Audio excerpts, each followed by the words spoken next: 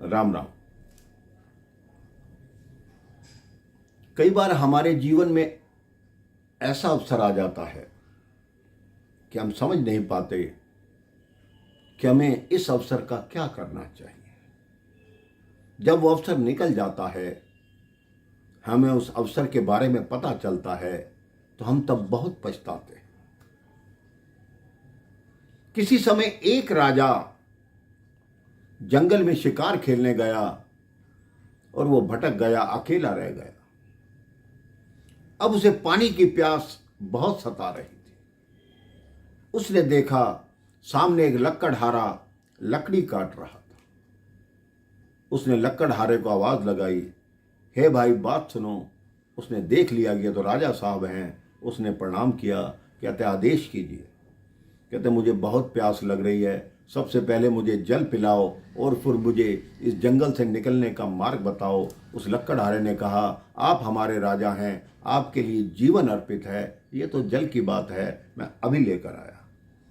उस लकड़हारे ने राजा को जल पिलाया और फिर जंगल से बाहर निकलने का मार्ग बताया।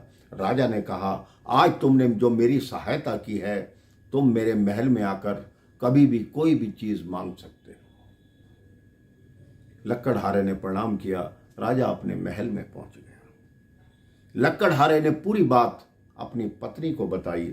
उसकी पत्नी बोली, आप ये दिन रात पेड़ काटते हो, उस लकड़ी को जलाते हो, उसका कच्चा कोयला बनाते हो, वो जाकर बाजार में बेचते हो। आप राजा के पास ही चले जाओ और उन्हें कहो कि आपको जो पुरस्कार देना चाहते हैं वो पुरस्कार दे दें।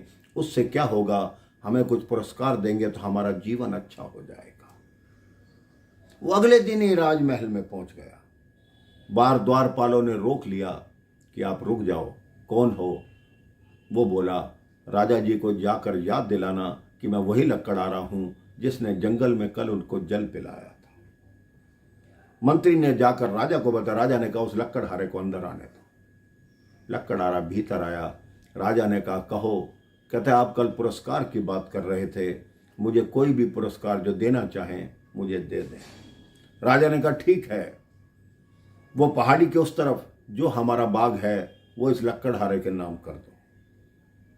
लकड़हारा प्रसन्न हो गया कि राजा ने मुझे पूरा बाग दे दिया। उसने जाकर बाग देखा तो पूरा बाग वृक्षों से भरा हुआ था। उसने कहा, यहां तो मेरा 1 वर्ष तक 2 वर्ष तक गुजारा हो जाएगा। यहीं के पेड़ काटूंगा, यहीं जलाऊंगा, कोयला ले जाकर बाजार में बेचूंगा, तो मेरे तो जीवन सही हो जाए। वो धन्यवाद करके रोज उस जंगल में, उस बाग में जाने लगा।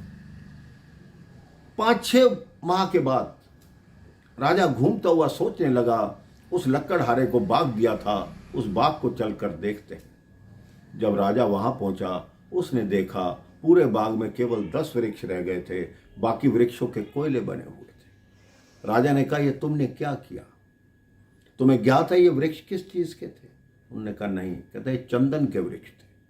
तुमने चंदन को, लकड़ी को जलाकर कोयला बनाकर बाजार में बेचा, तुम्हें इस चंदन की कीमत नहीं पता।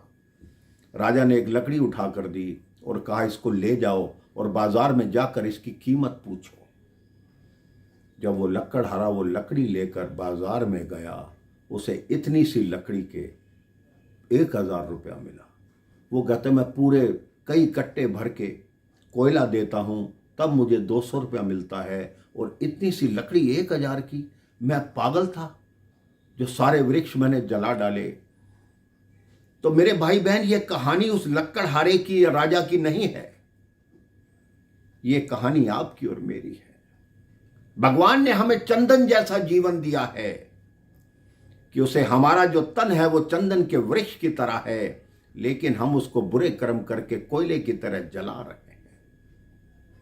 भगवान कहते हैं, मैंने जो तुम्हें बगिया दी है, उस बगिया को अच्छे से पालन पोषण करो, देखो तुम्हारे जीवन की कीमत क्या है। लेकिन आज हम अपनी बुराइयों की गर्त में इतना डूबते जा रहे हैं कि हम अपने जीवन को कोयले के समान कर रहे हैं। प्रभु का नाम लीजिए और प्यार से देखिए आपका जीवन कैसे चंदन की तरह महकता रहेगा, सुगंधित रहेगा, आपका जीवन सफल होगा। राम राम, जय श्री राम।